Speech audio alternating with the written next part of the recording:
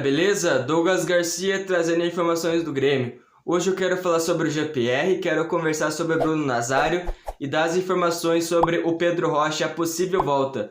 Pedro Rocha no Grêmio, Bruno Nazário, um tricolor gaúcho, uma opção de contratação. Jean-Pierre vai jogar contra o Santos semana que vem na Libertadores, no jogo de volta, e quero fazer uma análise. Começando pela análise, eu quero ser bem curto e bem breve. O Grêmio foi imortal, representou esse apelido, demonstrou para o Brasil e para a América do Sul o que é ser imortal, o que é garra, o que é determinação, vontade, brigar, e lutou pelo empate, conseguiu o empate, tem esperança, o Grêmio está vivo e pode sim se classificar lá na Vila Belmiro, tá certo? Porque eles têm duas baixas importantes, eles têm o do Soteldo e também do Pituca, que foi expulso. O Grêmio conseguiu um empate aos 102 minutos de gol de pênalti do Diego Souza. O Grêmio muito abaixo, PP abaixo, Luiz Fernando abaixo, Maico também não foi muito bem, Kahneman, Vanderlei que estava salvando, errou no gol, Diego Souza também. Então realmente o Grêmio não foi bem, mas conseguiu o empate, está vivo. Eu acredito na classificação, ainda mais com a volta do Jean-Pierre. Já engatando nessa situação, a questão do Jean-Pierre é bem delicada, né? Muitos torcedores estavam criticando o Jean porque ele estava fora no momento mais decisivo. Já se lesionou de novo, canela de vidro, enfim. Mas não existe lesão no Jean-Pierre. Eles apenas resolveram poupar o jogador porque ele estava sentindo a perna pesada, estava com umas dores musculares ali, um desconforto.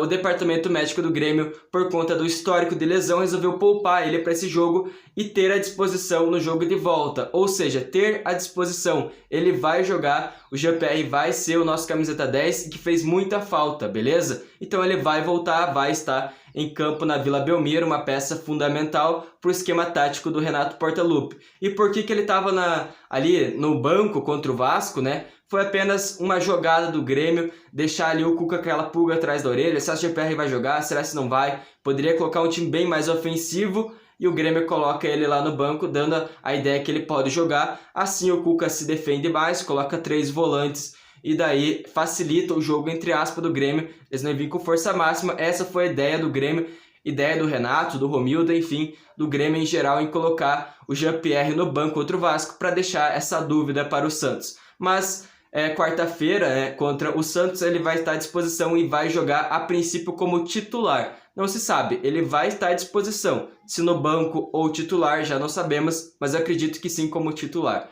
Agora eu quero falar sobre o Pedro Rocha. Eu já falei em um vídeo específico sobre o Pedro Rocha. Pedro Rocha de volta ao Grêmio 2021. Falei um vídeo específico e eu estava analisando ali os comentários. Duas questões foram bem comentadas por vocês aí, telespectadores. A primeira é que ele vem se lesionando, muita gente acreditando já no fim da carreira. Mas, gente, Pedro Rocha tem 26 anos de idade, não vai finalizar a carreira dele. Eu acredito que ele pode dar a volta por cima, na minha opinião. Seria uma boa aposta. Mas, claro, eu concordo com o segundo tema de vocês nos comentários. O Pedro Rocha tem um alto salário. Concordo, 900 mil é muito para o que ele vem jogando, ou melhor dizendo, não vem jogando, por conta da lesão.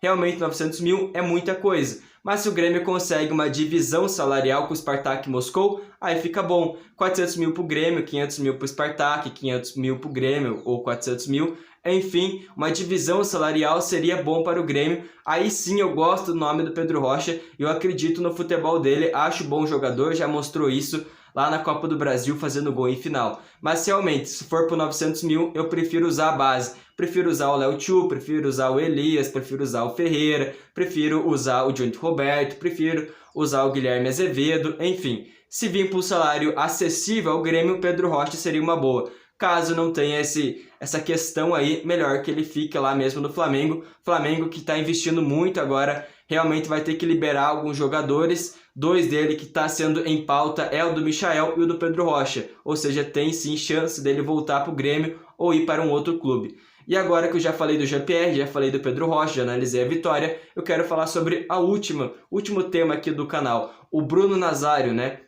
Bruno Nazário que pertence ao Botafogo, pertencia ao Atlético Paranaense, mas foi contratado.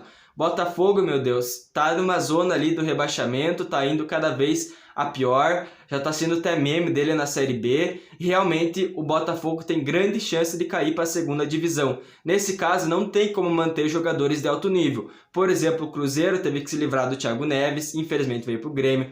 Infelizmente se livrou do Robinho que veio para o Grêmio, mas um bom jogador que ele teve que se livrar, no caso foi o Orejuela. tá certo? E nesse caso, Bruno Nazário é sim um bom jogador do Botafogo. Um dos únicos ali que se salva naquele time é o Bruno Nazário, que fez uma ótima temporada no Atlético Paranaense, se você lembra, campeão da Copa do Brasil, peça fundamental, fazendo gol, jogando bem. O Botafogo investiu, mas agora tá na pior, tá prestes a cair para a segunda divisão e nesse caso teria que praticamente se livrar dos jogadores, emprestar. Então o que o Grêmio poderia fazer? Empresta o Bruno Nazário, se render, compra ele definitivo que nem o Orejuela. O Grêmio emprestou do Cruzeiro, jogou bem, a torcida gostou, o Renato gostou e agora vai comprar o jogador definitivo.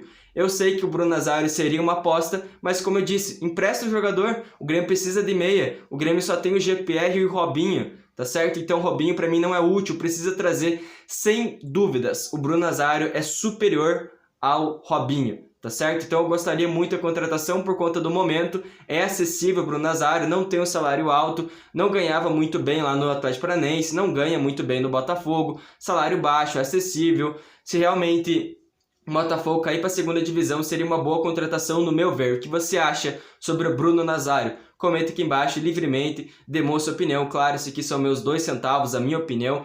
Comenta aqui embaixo a sua. Mas sim, para mim é um jogador bom, acessível. E outra questão, o Isaac, que joga improvisado e camiseta 10, é centroavante. Ano que vem o Diego Souza se aposenta, então nesse caso o Isaac vai para centroavante, vai para sua posição natural. E nesse caso o Grêmio só tem Robinho e GPR. E o César Pinares, tá certo? Esqueci do César, né? Mas o César Pinares que vai fazer inicialmente ele é uma função de ponta, na minha opinião, porque só temos o Alisson, o Luiz Fernando não é ponta direita, então realmente é necessário contratar. Até mesmo se o César Pinares fazer função, tá certo, de camiseta 10, é necessário contratar um meio-campista. Agradeço a presença e o apoio com o meu canal e fui!